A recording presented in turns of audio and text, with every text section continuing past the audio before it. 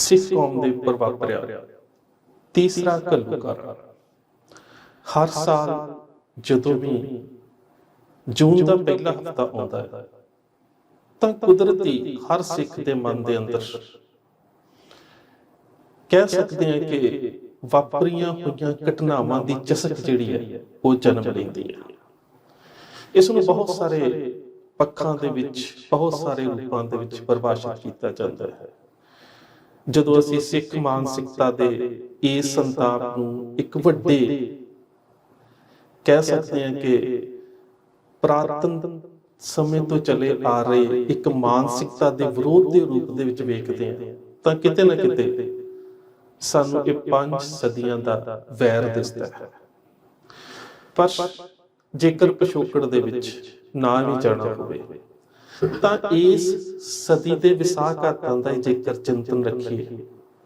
ਤਾਂ ਉਹਦੀ ਵੀ ਆਪਣੇ ਆਪ ਦੇ ਵਿੱਚ ਬੜੀ ਅਹਿਮੀਅਤ ਹੈ। ਅਹਿਮੀਅਤ ਇਹ ਨਹੀਂ ਹੈ ਕਿ ਉਹਦੇ ਨਾਲ ਸਾਨੂੰ ਕੋਈ ਪ੍ਰਾਪਤੀ ਹੁੰਦੀ ਹੈ, ਬਲਕਿ ਅਹਿਮੀਅਤ ਇਹ ਹੈ ਕਿ ਇੱਕ ਘੱਟ ਗਿਣਤੀ ਕੌਮ ਦਾ ਘਾਣ ਕਿਵੇਂ ਕੀਤਾ ਜਾਂਦਾ ਹੈ, ਉਸ ਦੇ ਖਿਲਾਫ ਨਸਲਕੁਸ਼ੀ ਦਾ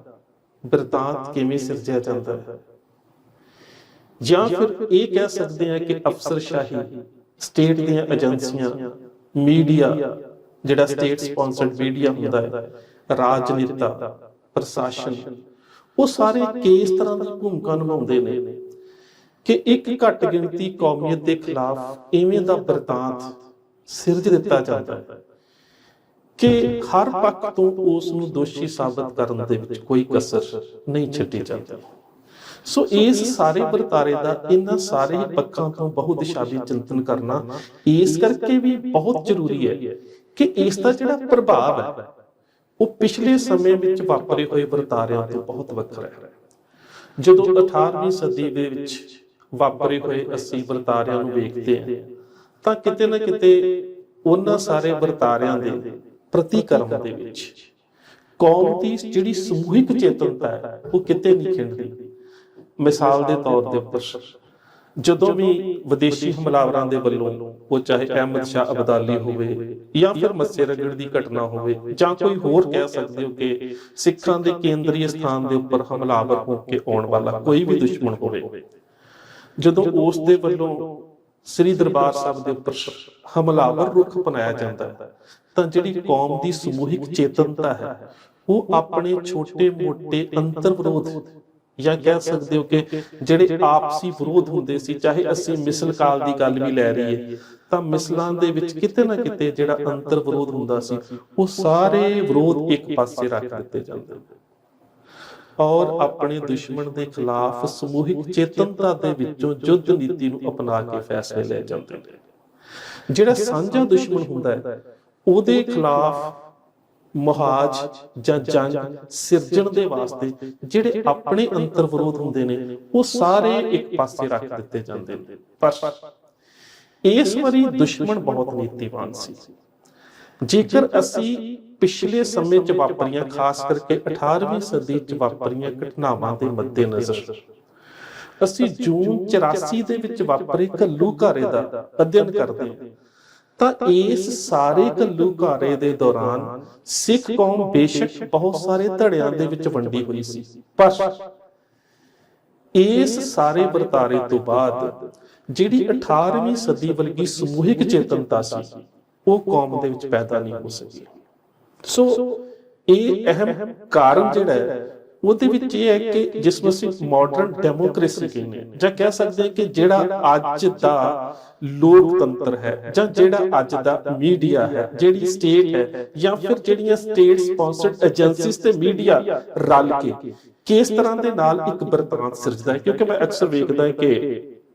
ਹੁਣ ਤਾਂ ਬਿਰਤਾਂਤ ਸ਼ਬਦ ਸਿੱਖ ਕੌਮ ਦੇ ਮੂੰਹ ਦੇ ਉੱਪਰ ਹੀ ਚੜ ਚੁੱਕਾ ਹੈ। ਛੋਟੀ ਜਿਹੀ ਵੀ ਗੱਲ ਹੋਵੇ ਤਾਂ ਉਸ ਦੇ ਬਾਰੇ ਸਾਡਾ ਜਵਾਬ ਇਹੀ ਹੁੰਦਾ ਕਿ ਇਹਦੇ ਖਿਲਾਫ ਬਿਰਤਾਂਤ ਸਿਰਜਿਆ ਜਾ ਰਿਹਾ ਹੈ, ਇਹ ਨੈਰੇਟਿਵ ਸੈੱਟ ਕੀਤਾ ਜਾ ਰਿਹਾ, ਆਹ ਨੈਰੇਟਿਵ ਸੈੱਟ ਕੀਤਾ ਜਾ ਰਿਹਾ, ਆਹ ਪ੍ਰਸੰਗ ਬਣਾਇਆ ਜਾ ਰਿਹਾ, ਆਹ ਮੁਹਾਵਰਾ ਬਣਾਇਆ ਜਾ ਰਿਹਾ। ਪਰ ਅਸਲ ਦੇ ਵਿੱਚ ਜਦੋਂ ਇੱਕ ਕੌਮ ਦੇ ਖਿਲਾਫ ਸਟੇਟ ਦੇ ਵੱਲੋਂ ਨੈਰੇਟਿਵ ਸੈੱਟ ਕੀਤਾ ਜਾਂਦਾ ਹੈ ਤਾਂ ਉਹ ਤੁਹਾਨੂੰ ਸਾਰਾ ਇਸ ਵਰਤਾਰੇ ਦੇ ਵਿੱਚੋਂ ਸਮਝਣ ਦੀ ਕਹਿ ਸਕਦੇ ਹੋ ਜਾਂ ਇਸ ਵਰਤਾਰੇ ਦੇ ਵਿੱਚੋਂ ਵੇਖਣ ਦੀ ਜਿਹੜੀ ਜਾਂਚ ਹੈ ਉਹ ਆ ਸਕਦੀ ਹੈ ਕਿ ਉਹ ਕਿਸ ਤਰ੍ਹਾਂ ਦਾ ਹੁੰਦਾ ਹੈ। ਹੁਣ ਜਿਸ ਤਰ੍ਹਾਂ ਮੈਂ ਪਹਿਲਾਂ ਗੱਲ ਕੀਤੀ ਕਿ 18ਵੀਂ ਸਦੀ ਦੇ ਵਿੱਚ ਜਦੋਂ ਵੀ ਸਿੱਖਾਂ ਦੇ ਕੇਂਦਰੀ ਸਥਾਨ ਸ੍ਰੀ ਦਰਬਾਰ ਸਾਹਿਬ ਦੇ ਉੱਪਰ ਕੋਈ ਦੁਸ਼ਮਣ ਹਮਲਾਵਰ ਹੋ ਕੇ ਆਉਂਦਾ ਹੈ ਤਾਂ ਬੇਸ਼ੱਕ ਕੌਮ ਦੀਆਂ ਸਮੁੱਚੀਆਂ ਧਿਰਾਂ ਦੇ ਵਿੱਚ ਅੰਤਰ ਵਿਰੋਧ ਹੁੰਦੇ ਨੇ, ਪਰ ਉਹ ਦੁਸ਼ਮਣ ਦੇ ਖਿਲਾਫ ਉਸ ਨੂੰ ਸਾਂਝਾ ਦੁਸ਼ਮਣ ਮੰਨ ਕੇ ਜਿਹੜੀ ਸਾਂਝੀ ਨੀਤੀ ਹੈ ਉਹ ਅਖਤਿਆਰ ਕਰਦੇ ਨੇ। ਪਰ ਇਸ ਵਾਰੀ ਜਿਹੜਾ ਦੁਸ਼ਮਣ ਸੀ ਉਹ ਬਹੁਤ ਮਕਾਰ, ਵਧੇਰੇ ਨੀਤੀਵਾਨ, ਮੀਡੀਆ, ਬਰਤਾਂਤ ਸਿਰਜਣ ਦੀ ਜਾਂਚ ਤੇ ਬਰਤਾਂਤ ਸਿਰਜਣ ਦੀ ਭਾਵਨਾ ਤੇ ਉਸ ਨੂੰ ਸਹੀ ਰੂਪ ਦੇ ਵਿੱਚ ਉਸ ਬਰਤਾਂਤ ਨੂੰ ਇੰਟਰੋਡਿਊਸ ਕਿਵੇਂ ਕਰਨਾ ਹੈ, ਉਹਦੇ ਸਾਰੇ ਗੁਣ ਨੇ ਉਹਨਾਂ ਦੇ ਕੋਲ। ਸੋ ਇਹਨਾਂ ਵਿਸਾਹਕਾਤਾਂ ਦੀ ਲੜੀ ਦੇ ਵਿੱਚ ਇਸ ਵਾਰੀ 18ਵੀਂ ਸਦੀ ਤੋਂ ਵੱਖਰੀ ਗੱਲ ਇਹ ਵਾਪਰਦੀ ਹੈ ਕਿ ਜਿਹੜੀ ਕੌਮ ਹੈ ਇਸ ਇੰਨੇ ਵੱਡੇ ਘੱਲੂਘਾਰੇ ਨੂੰ ਸਾਂਝੀ ਪੀੜ ਦੇ ਰੂਪ ਦੇ ਵਿੱਚ ਨਹੀਂ ਵੇਖਦੀ, ਜਾਂ ਕਹਿ ਸਕਦੀ ਹੈ ਕਿ ਜਿਹੜੀ ਚੇਤਨਤਾ ਹੁੰਦੀ ਹੈ ਉਹਦੇ ਵਿੱਚ ਇੱਕ ਸਾਂਝਾ ਨਿਸ਼ਾਨਾ ਤੈਅ ਕਰਨ ਦੀ ਜਿਹੜੀ ਭਾਵਨਾ ਉਹ ਜਨਮ ਨਹੀਂ ਲੈਂਦੀ। ਚੇਤਨਤਾ ਖਿੰਡਰੀ ਹੀ ਰਹਿੰਦੀ ਹੈ, ਔਰ ਕਈ ਥਾਵਾਂ ਤੇ ਤਾਂ ਇੰਜ ਹੁੰਦਾ ਹੈ ਕਿ ਇਸ ਵਾਪਰੇ ਹੋਏ ਵਰਤਾਰੇ ਦਾ ਸਿੱਖਾਂ ਦੇ ਵੱਲੋਂ ਹੀ ਸਵਾਗਤ ਕੀਤਾ ਜਾਂਦਾ ਹੈ, ਔਰ ਪੀੜਤ ਹੋਣ ਦੇ ਬਾਵਜੂਦ ਵੀ ਆਪਣੇ ਆਪ ਨੂੰ ਦੋਸ਼ੀ ਜਿਹੜਾ ਉਹ ਮੰਨ ਲਿਆ ਜਾਂਦਾ ਹੈ। ਸੋ ਮੇਰਾ ਕਹਿਣ ਤੋਂ ਭਾਵ ਹੈ ਕਿ ਇਸ ਘੱਲੂਘਾਰੇ ਦੇ ਵਿੱਚ ਜਿਹੜੀ ਸਿੱਖ ਮਾਨਸਿਕਤਾ ਹੈ ਉਸ ਦਾ 18ਵੀਂ ਸਦੀ ਦੀ ਸਿੱਖ ਮਾਨਸਿਕਤਾ ਦੇ ਸਾਹਮਣੇ ਰੱਖ ਕੇ ਅਧਿਐਨ ਕਰਨਾ ਬਹੁਤ ਜ਼ਰੂਰੀ ਹੈ। ਸੋ ਇਹਦੇ ਵਿੱਚੋਂ ਤੁਹਾਨੂੰ ਇਹ ਸੋਝੀ ਜ਼ਰੂਰ ਆ ਜਾਵੇਗੀ ਕਿ ਜਿਹੜੀ ਸਟੇਟ ਹੈ ਉਹ ਸਾਰੇ ਵਰਤਾਂਤ ਨੂੰ ਕਿਸ ਤਰ੍ਹਾਂ ਸਿਰਜਦੀ ਹੈ, ਮੀਡੀਆ ਕਿਸ ਤਰ੍ਹਾਂ ਦੇ ਨਾਲ ਕੰਮ ਕਰਦਾ ਹੈ, ਸਟੇਟ ਏਜੰਸੀਜ਼ ਕਿਸ ਤਰ੍ਹਾਂ ਕੰਮ ਕਰਦੀਆਂ ਨੇ, ਰਾਜ ਸੱਤਾ ਆਪਣਾ ਪ੍ਰਭਾਵ ਕਿਵੇਂ ਸਿਰਜਦੀ ਹੈ, ਤੇ ਜਿਹੜੀ ਪੀੜਤ ਧਿਰ ਹੁੰਦੀ ਹੈ ਉਹਦੇ ਉੱਪਰ ਕਿਸ ਤਰ੍ਹਾਂ ਦਾ ਪ੍ਰਭਾਵ ਸਿਰਜਿਆ ਜਾਂਦਾ ਹੈ ਕਿ ਪੀੜਤ ਧਿਰ ਜਿੱਥੇ ਆਪਣੀ ਹੀ ਕੌਮ ਦੇ ਪੀੜਕ ਵਰਗ ਦੇ ਨਾਲ ਨਹੀਂ ਖਲੋਂਦੀ, ਉੱਥੇ ਉਹ ਆਪਣੇ ਆਪ ਨੂੰ ਕਿਤੇ ਨਾ ਕਿਤੇ ਦੋਸ਼ੀ ਵੀ ਸਮਝਣ ਲੱਗ ਜਾਂਦੀ ਹੈ, ਜਿਸ ਤਰ੍ਹਾਂ ਕਿ ਜੂਨ 84 ਦੇ ਘੱਲੂਘਾਰੇ ਤੋਂ ਬਾਅਦ ਹੋਇਆ ਹੈ ਕਿ ਪੀੜਤ ਧਿਰ ਭਾਵ ਸਿੱਖ ਕੌਮ ਦਾ ਇੱਕ ਅੰਸ਼ ਇਹ ਕਹਿ ਰਿਹਾ ਸੀ ਕਿ ਦਰਬਾਰ ਸਾਹਿਬ ਦੇ ਉੱਪਰ ਘੱਲੂਘਾਰਾ ਜਾਂ ਸਰਕਾਰ ਦੇ ਵੱਲੋਂ ਹਮਲਾ ਜਿਹੜਾ ਉਹ ਜਾਇਜ਼ ਹੈ। ਇੱਕ ਧਿਰ ਦੇ ਵਿੱਚ ਇਹ ਵਰਤਾਂਤ ਸਿਰਜ ਦਿੱਤਾ ਗਿਆ ਕਿ ਜੇਕਰ ਸਿੱਖ ਦਰਬਾਰ ਸਾਹਿਬ ਦੇ ਅੰਦਰ ਨਾ ਹੁੰਦੇ ਜਾਂ ਸੰਤ ਜਰਨੈਲ ਸਿੰਘ ਖਾਲਸਾ ਪਿੰਡਰਾਂ ਵਾਲੇ ਉਸ ਜਗ੍ਹਾ ਦੇ ਉੱਪਰ ਨਾ ਹੁੰਦੇ ਤਾਂ ਸ਼ਾਇਦ ਇਹ ਵਰਤਾਰਾ ਨਾ ਵਾਪਰਦਾ। ਕੁਝ ਤਾਂ ਇਹ ਵੀ ਕਹਿ ਰਹੇ ਸੀ ਕਿ ਇਹ ਦੇਰ ਦੇ ਨਾਲ ਕੀਤੀ ਹੋਈ ਦਰੁਸਤ ਕਾਰਵਾਈ ਹੈ। ਸੋ ਹੁਣ ਤੁਸੀਂ ਵੇਖੋ ਕਿ ਇੱਕ ਪੀੜਤ ਕੌਮ ਹੈ, ਉਸ ਦੀ ਜਿਹੜੀ ਚੇਤਨਤਾ ਹੈ ਉਹ ਸਮੂਹਿਕ ਰੂਪ ਦੇ ਵਿੱਚ ਕਿਤੇ ਫੈਸਲਾ ਨਹੀਂ ਲੈਂਦੀ, ਉਹ ਬਹੁਤ ਸਾਰੇ ਹਿੱਸਿਆਂ ਦੇ ਵਿੱਚ ਵੰਡੀ ਹੋਈ ਹੈ। ਸੋ ਇਸ ਨੂੰ ਦਰਅਸਲ ਕਿਹਾ ਜਾਂਦਾ ਹੈ ਕਿ ਸਟੇਟ ਦੇ ਵੱਲੋਂ ਨੈਰੇਟਿਵ ਕਿਵੇਂ ਸੈੱਟ ਕੀਤਾ ਜਾਂਦਾ ਹੈ, ਜਿਹਦੇ ਵਿੱਚ ਬਹੁਤ ਸਾਰੀਆਂ ਏਜੰਸੀਆਂ, ਸਟੇਟ ਦੀ ਐਡਮਿਨਿਸਟ੍ਰੇਸ਼ਨ, ਉਹਦੀ ਰਾਜਨੀਤਿਕ ਸੱਤਾ, ਉਹਦਾ ਮੀਡੀਆ ਜਿਹੜਾ ਉਹ ਰਲ ਕੇ ਇੱਕ ਮਾਹੌਲ ਸਿਰਜਦੇ ਨੇ ਤੇ ਮਾਨਸਿਕ ਤੌਰ ਤੇ ਉੱਪਰ ਪੀੜਤ ਧਿਰ ਨੂੰ ਦੋਸ਼ੀ ਹੋਣ ਦਾ ਅਹਿਸਾਸ ਕਰਵਾ ਦਿੱਤਾ ਜਾਂਦਾ ਹੈ। ਇਸ ਦੇ ਪਿਛੋਕੜ ਨੂੰ ਸਮਝਣਾ ਬਹੁਤ ਜ਼ਰੂਰੀ ਹੈ, ਕਿਉਂਕਿ ਜਦੋਂ ਸਿੱਖ ਕੌਮ ਆਪਣੇ ਗਵਾਚੇ ਹੋਏ ਸਰਕਾਰੇ ਖਾਲਸਾ ਦੇ ਵਾਸਤੇ ਲੜ ਰਹੀ ਸੀ ਤਾਂ ਉਦੋਂ ਆਪਣੇ ਰਾਜ ਨੂੰ ਲੈਣ ਦੇ ਵਾਸਤੇ ਚੱਲਦਾ ਜਿਹੜਾ ਸੰਘਰਸ਼ ਹੈ ਉਹ ਹਿੰਦੁਸਤਾਨ ਦੀ ਆਜ਼ਾਦੀ ਦਾ ਸੰਘਰਸ਼ ਕਿਵੇਂ ਬਣ ਜਾਂਦਾ ਹੈ। ਇਹਦੇ ਵਿੱਚ ਜਿੰਨਾ ਚਿਰ ਤੁਸੀਂ ਉਸ ਸਮੇਂ ਦੇ ਜਿਹੜੇ ਲੀਡਰ ਨੇ ਜੇਕਰ ਉਹਨਾਂ ਦੀ ਮਾਨਸਿਕਤਾ ਦਾ ਅਧਿਐਨ ਨਹੀਂ ਕਰੋਗੇ ਤਾਂ ਅੱਜ ਦੇ ਸਮੇਂ ਦੇ ਵਿੱਚ ਮੇਰੇ ਖਿਆਲ ਦੇ ਨਾਲ ਸਾਡੀ ਲੀਡਰਸ਼ਿਪ ਦਾ ਪੱਧਰ ਜਿਹੜਾ ਉਸ ਦਾ ਕੋਈ ਉਭਾਰ ਨਹੀਂ ਹੋ ਸਕਦਾ। ਹੁਣ ਜੇਕਰ ਅਸੀਂ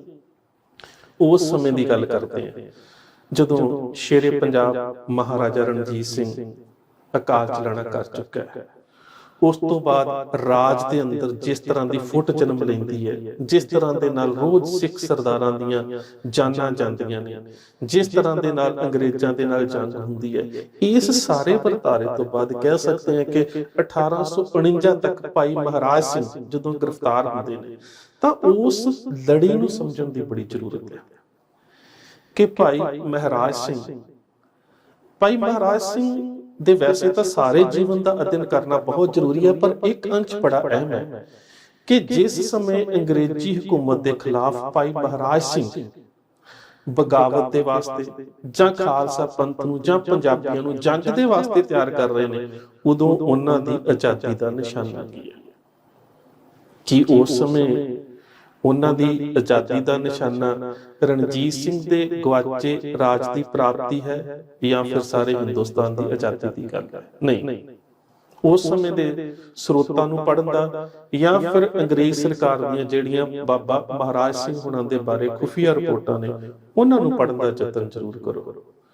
ਉਹਦੇ ਵਿੱਚੋਂ ਤੁਸੀਂ ਬਾਖੂਬੀ ਇਹ ਸਮਝ ਜਾਵੋਗੇ ਕਿ ਬਾਬਾ ਮਹਾਰਾਜ ਸਿੰਘ ਜੀ ਸਿੱਖਾਂ ਦੇ ਗਵਾਚੇ ਹੋਏ ਖਾਲਸਾ ਰਾਜ ਨੂੰ ਮੁੜ ਹੋਂਦ ਦੇ ਵਿੱਚ ਲਿਆਉਣ ਦੇ ਵਾਸਤੇ ਸੰਘਰਸ਼ ਆਰੰਭ ਕਰਨ ਦੇ ਯਤਨਾਂ ਦੇ ਵਿੱਚ ਨੇ, ਜਦੋਂ ਉਹਨਾਂ ਨੂੰ ਗ੍ਰਿਫਤਾਰ ਕਰਕੇ ਸਿੰਗਾਪੁਰ ਭੇਜ ਦਿੱਤਾ ਜਾਂਦਾ ਹੈ। ਸੋ ਖਾਲਸਾ ਰਾਜ ਦੀ ਮੁੜ ਪ੍ਰਾਪਤੀ ਦੀ ਜਿਹੜੀ ਆਜ਼ਾਦੀ ਦੀ ਲਹਿਰ ਹੈ, ਉਹ ਮੱਧਮ ਪੈਣ ਦੇ ਵੀ ਕੁਝ ਕਾਰਨ ਨੇ ਕਿ ਅੰਗਰੇਜ਼ਾਂ ਦੀ ਕੂਟਨੀਤੀ, ਸਿੱਖਾਂ ਸਰਦਾਰਾਂ ਦੇ ਵਿੱਚ ਫੁੱਟ, ਬਹੁਤ ਸਾਰੀਆਂ ਰਿਆਸਤਾਂ ਦਾ ਅੰਗਰੇਜ਼ਾਂ ਦਾ ਸਾਥ ਦੇਣਾ ਤੇ ਜਿਹੜੀ ਸਿੱਖਾਂ ਦੀ ਸਮੂਹਿਕ ਚੇਤਨਤਾ। ਹੁਣ ਇੱਥੇ ਇੱਕ ਬੜਾ ਅਹਿਮ ਅੰਕ ਸਮਝਣ ਦੀ ਲੋੜ ਹੈ ਕਿ ਸਿੱਖਾਂ ਦੀ ਉਹ ਸਮੂਹਿਕ ਚੇਤਨਤਾ ਜਿਸ ਨੂੰ ਕਲੈਕਟਿਵ ਕੌਨਸ਼ੀਅਸਨੈਸ ਕਿਹਾ ਜਾਂਦਾ ਹੈ, ਉਸ ਨੇ ਆਪਣਾ ਸਾਰਾ ਜੋਸ਼ ਆਜ਼ਾਦੀ ਵਾਲੇ ਪੱਖ ਤੋਂ ਲਾਂਭੇ ਕਰਕੇ ਕਰੂਤੀਆਂ, ਕਰਮਕਾਂਡ ਜਾਂ ਫਿਰ ਅੰਤਰ ਵਿਰੋਧੀ ਮਸਲਿਆਂ ਦੇ ਵਿੱਚ ਆਪਣੇ ਆਪ ਨੂੰ ਉਲਝਾ ਲਿਆ। ਮੈਂ ਇਹ ਨਹੀਂ ਕਹਿੰਦਾ ਕਿ ਉਸ ਸਮੇਂ ਜਿੰਨੀਆਂ ਵੀ ਸਾਡੀਆਂ ਲਹਿਰਾਂ ਨੇ ਸਿੰਘ ਸਭਾ ਲਹਿਰ ਤੱਕ ਕਿ ਉਹਨਾਂ ਦੀ ਲੋੜ ਕੋਈ ਨਹੀਂ ਸੀ, ਉਹ ਜ਼ਰੂਰਤ ਸੀ, ਪਰ ਇਹਦੇ ਨਾਲ ਇੱਕ ਪੱਖ ਨੂੰ ਸਮਝਣ ਦੀ ਲੋੜ ਹੈ ਕਿ ਜਿੰਨਾ ਸਾਡਾ ਸਮੂਹਿਕ ਚੇਤਨਤਾ ਦਾ ਪ੍ਰਭਾਵ ਆਜ਼ਾਦੀ ਵਾਲੇ ਪਾਸੇ ਸਿਰਜਣ ਦੀ ਲੋੜ ਸੀ, ਅਸੀਂ ਸਾਰਾ ਉਹਨਾਂ ਕਰਮਕਾਂਡਾਂ, ਕੁਰੀਤੀਆਂ ਜਾਂ ਅੰਤਰ ਵਿਰੋਧੀ ਮਸਲਿਆਂ ਦੇ ਉੱਪਰ ਉਹ ਸਾਰਾ ਕਹਿ ਸਕਦੇ ਹੋ ਪ੍ਰਭਾਵ ਜਾਂ ਸਾਰੀ ਊਰਜਾ ਨੂੰ ਉਸ ਪਾਸੇ ਲਗਾ ਦਿੱਤਾ। ਕਿਤੇ ਨਾ ਕਿਤੇ ਸਾਡੀ ਲੀਡਰਸ਼ਿਪ ਨੇ ਇੱਕ ਅੰਸ਼ ਨੂੰ ਸਮਝਣ ਦਾ ਯਤਨ ਨਹੀਂ ਕੀਤਾ ਕਿ ਜੇਕਰ ਅਸੀਂ ਆਪਣੇ ਖੁੱਸੇ ਹੋਏ ਰਾਜ ਦੀ ਪ੍ਰਾਪਤੀ ਵੱਲ ਆਪਣਾ ਨਿਸ਼ਾਨਾ ਕੇਂਦਰਿਤ ਰੱਖੀਏ ਤਾਂ ਰਾਜ ਸੱਤਾ ਦੀ ਪ੍ਰਾਪਤੀ ਤੋਂ ਬਾਅਦ ਇਹ ਜਿਹੜੇ ਛੋਟੇ-ਮੋਟੇ ਮਸਲੇ ਨੇ ਇਹ ਹੱਲ ਹੋ ਸਕਦੇ ਨੇ। ਜੇ ਮੈਂ ਦੂਜੇ ਸ਼ਬਦਾਂ ਦੇ ਵਿੱਚ ਕਹਾਂ ਕਿ ਅਸੀਂ ਉਹਨਾਂ ਲੜਾਈਆਂ ਦੇ ਵੱਲ ਵਧੇਰੇ ਤਵੱਜੋ ਦਿੱਤੀ ਜਿਹੜੀਆਂ ਲੜਾਈਆਂ ਗੁਲਾਮ ਲੋਕ ਲੜਿਆ ਕਰਦੇ, ਇਹਦੇ 'ਚ ਕੋਈ ਸ਼ੱਕ ਨਹੀਂ ਕਿ ਸਿੱਖ ਪੰਥ ਦੇ ਅੰਦਰ ਆ ਚੁੱਕੀਆਂ ਕੁਰੀਤੀਆਂ ਦੇ ਖਿਲਾਫ ਨਿਰੰਕਾਰੀ ਲਹਿਰ ਜਿਹੜੀ ਸੀ ਉਸ ਦਾ ਇੱਕ ਆਪਣਾ ਕਹਿ ਸਕਦੇ ਹੋ ਕਿ ਰੋਲ ਹੈ। ਬਾਅਦ ਦੇ ਵਿੱਚ ਨਰਕਧਾਰੀ ਲਹਿਰ ਦੇ ਰੂਪ ਦੇ ਵਿੱਚ ਕਿਵੇਂ ਤਬਦੀਲ ਹੁੰਦੀ ਹੈ ਉਹ ਅਸੀਂ ਅੱਗੇ ਜਾ ਕੇ ਗੱਲ ਕਰਾਂਗੇ। ਇਸੇ ਤਰ੍ਹਾਂ ਦੇ ਨਾਲ ਜਿਹੜੀ ਕੂਕਾ ਲਹਿਰ ਹੈ ਜਿਸ ਨੂੰ ਨਾਮਧਾਰੀ ਲਹਿਰ ਕਿਹਾ ਜਾਂਦਾ ਹੈ, ਹੁਣ ਨਾਮਧਾਰੀ ਲਹਿਰ ਜਿਹੜੀ ਹੈ ਉਸ ਦਾ ਜਿਹੜਾ ਆਰੰਭ ਹੈ ਉਹ ਵੇਖਣ ਦੇ ਵਿੱਚ ਇੰਜ ਲੱਗਦਾ ਹੈ ਕਿ ਅੰਗਰੇਜ਼ ਸਰਕਾਰ ਦੇ ਖਿਲਾਫ ਹੈ,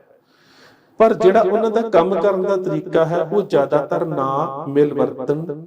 ਵਿਚਾਰਧਾਰਾ ਤੱਕ ਸੀਮਿਤ ਹੈ। ਔਰ ਇਹਦੇ ਦੌਰਾਨ ਉਹਨਾਂ ਵੱਲੋਂ ਜਿੱਥੇ ਅੰਗਰੇਜ਼ਾਂ ਦਾ ਜਿਹੜਾ ਸਾਰਾ ਸਿਸਟਮ ਜਾਂ ਪ੍ਰਬੰਧ ਹੈ ਉਸ ਦੀ ਜਿੱਥੇ ਵਿਰੋਧਤਾ ਕੀਤੀ ਜਾਂਦੀ ਹੈ ਜਾਂ ਫਿਰ ਉਸ ਨੂੰ ਵਰਤਣ ਤੋਂ ਇਨਕਾਰੀ ਹੋਇਆ ਜਾਂਦਾ ਹੈ, ਉਹਦੇ ਬਰਾਬਰ ਬਿਲਕੁਲ ਆਪਣਾ ਇੱਕ ਪ੍ਰਬੰਧ ਵੀ ਸਿਰਜਿਆ ਜਾਂਦਾ ਹੈ। ਪਰ ਜੇਕਰ ਤੁਸੀਂ ਇਸ ਸਾਰੇ ਵਰਤਾਰੇ ਦਾ ਅਧਿਐਨ ਕਰੋਗੇ ਤੇ ਮਲੇਰਕੋਟਲਾ ਤੇ ਰਾਏਕੋਟ ਦੇ ਵਿੱਚ ਜਦੋਂ ਉਹਨਾਂ ਦੀਆਂ ਸ਼ਹੀਦੀਆਂ ਹੁੰਦੀਆਂ ਨੇ ਨਾਮਧਾਰੀ ਲਹਿਰ ਦੇ ਨਾਲ ਸੰਬੰਧਿਤ ਵੀਰਾਂ ਦੀਆਂ, ਉਸ ਤੋਂ ਬਾਅਦ ਜਾਂ ਫਿਰ ਬਾਬਾ ਰਾਮ ਸਿੰਘ ਹੁਣਾਂ ਦੀ ਗ੍ਰਿਫਤਾਰੀ ਤੋਂ ਬਾਅਦ ਇਸ ਸਾਰੀ ਲਹਿਰ ਦਾ ਜਿਹੜਾ ਵਹਾਅ ਹੈ ਉਹ ਬਿਲਕੁਲ ਬਦਲ ਜਾਂਦਾ ਹੈ। ਤਕਰੀਬਨ ਕਹਿ ਸਕਦੇ ਹੋ ਕਿ ਇੱਕ ਗਊ ਰੱਖਿਅਕ ਲਹਿਰ ਦੇ ਰੂਪ ਦੇ ਵਿੱਚ ਉੱਭਰ ਕੇ ਸਾਹਮਣੇ ਆਉਂਦੇ ਨੇ, ਜਿਹੜਾ ਨਿਸ਼ਾਨਾ ਕਦੀ ਆਜ਼ਾਦੀ ਜਾਂ ਗਵਾਚੀ ਹੋਈ ਸਿੱਖ ਰਾਜ ਦੀ ਰਾਜ ਸੱਤਾ ਨੂੰ ਪ੍ਰਾਪਤ ਕਰਨਾ ਸੀ ਉਹ ਬਿਲਕੁਲ ਗਵਾਚ ਜਾਂਦਾ ਹੈ। ਔਰ ਤੁਸੀਂ ਵੇਖੋ ਕਿ ਉੱਥੇ ਜਿਹੜੀ ਉਸ ਸਮੇਂ ਦੀ ਬਹੁ ਗਿਣਤੀ ਹਿੰਦੂਤਵੀ ਲੀਡਰਸ਼ਿਪ ਹੈ ਉਹ ਉਸ ਵੱਡੀ ਲਹਿਰ ਦੇ ਉੱਪਰ ਪ੍ਰਭਾਵ ਕਿਵੇਂ ਸਿਰਜਦੀ ਹੈ ਕਿ 1925 ਤੱਕ ਇਹੀ ਜਿਹੜੀ ਨਾਮਧਾਰੀ ਲਹਿਰ ਦੇ ਮੋਢੀ ਆਜ਼ਾਦੀ ਦੇ ਵਾਸਤੇ ਲੜ ਰਹੇ ਸਨ ਉਹ ਸੰਘ ਮੁਖੀ ਗੋਲਵਲਕਰ ਦੇ ਨਾਲ ਬੈਠੇ ਨੇ ਤੇ ਗਊ ਰੱਖਿਆ ਦੇ ਪ੍ਰਤੀ ਆਵਾਜ਼ ਉਠਾ ਰਹੇ ਨੇ। ਸੋ ਇਸ ਸਾਰੇ ਵਰਤਾਰੇ ਨੂੰ ਸਮਝਣ ਦੀ ਬਹੁਤ ਲੋੜ ਹੈ। ਜਦੋਂ ਤੱਕ ਅਸੀਂ ਇਸ ਨੂੰ ਨਹੀਂ ਸਮਝਾਂਗੇ ਉਦੋਂ ਤੱਕ ਇਹ ਨਹੀਂ ਸਮਝਾਂਗੇ ਕਿ ਕਿਤੇ ਨਾ ਕਿਤੇ ਸਾਡੀ ਜਿਹੜੀ ਆਗੂ ਪ੍ਰਣਾਲੀ ਹੈ ਕਿਸੇ ਨਾ ਕਿਸੇ ਪੱਧਰ ਤੋਂ ਨਾਕਾਮ ਜ਼ਰੂਰ ਰਹੀ ਹੈ। ਹੁਣ ਇਹੀ ਵਰਤਾਰਾ ਜੇਕਰ ਤੁਸੀਂ ਕੂਕਾ ਲਹਿਰ ਦੇ ਵਿੱਚ ਨਾਮਧਾਰੀ ਲਹਿਰ ਦੇ ਵਿੱਚ ਵੇਖੋਗੇ ਤਾਂ ਆਜ਼ਾਦੀ ਦੀ ਪ੍ਰਾਪਤੀ ਦੇ ਵਾਸਤੇ ਉਹ ਇੱਕ ਅਹਿਮ ਲਹਿਰ ਹੈ, ਪਰ ਬਾਅਦ ਦੇ ਵਿੱਚ ਉਹ ਆਜ਼ਾਦੀ ਪ੍ਰਾਪਤੀ ਦੀ ਲਹਿਰ ਕਿਸ ਤਰ੍ਹਾਂ ਦੇ ਨਾਲ ਸੰਗ ਦੇ ਨਾਲ ਸਾਂਝਾ ਪਾ ਕੇ ਇੱਕ ਛੋਟੀ ਜੀ ਗਊ ਰੱਖਿਆ ਪ੍ਰਤੀ ਆਵਾਜ਼ ਉਠਾਉਣ ਵਾਲੀ ਜਿਹੜੀ ਲਹਿਰ ਹੈ ਉਹ ਰਹਿ ਜਾਂਦੀ ਹੈ। ਸੋ ਜਿਹੜਾ ਬਾਬਾ ਰਾਮ ਸਿੰਘ ਹੁਣਾਂ ਦਾ ਉਸ ਸਮੇਂ ਆਜ਼ਾਦੀ ਦਾ ਸੰਕਲਪ ਸੀ, ਉਹ ਤਾਂ ਕਿਤੇ ਨਾ ਕਿਤੇ ਇਹ ਸਾਰੇ ਵਰਤਾਰੇ ਦੇ ਵਿੱਚ ਹੀ ਗਵਾਚ ਜਾਂਦਾ ਹੈ।